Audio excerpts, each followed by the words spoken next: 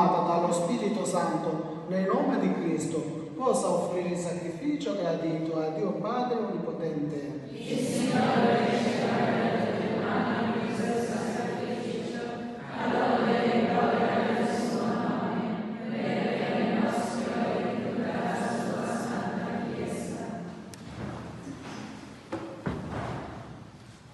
Santifica, o Signore, i doni che ti presentiamo e accogliendo questo sacrificio spirituale trasforma anche noi in offerta perenne a te gradita per Cristo nostro Signore. Amen. Il Signore sia con voi. E con il tuo spirito.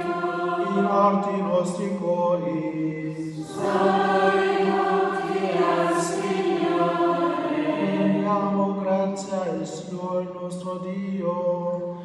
È cosa buona e giusta. È veramente cosa buona e giusta, nostro dovere e fonte di salvezza, proclamare sempre la tua gloria, o Signore, e soprattutto esaltarti in questo tempo, nel quale Cristo nostra Pasqua si è immolato, offrendo il suo corpo sulla croce, diede compimento ai sacrifici antichi e donandosi per la nostra redenzione, divenne altare, agnello e sacerdote.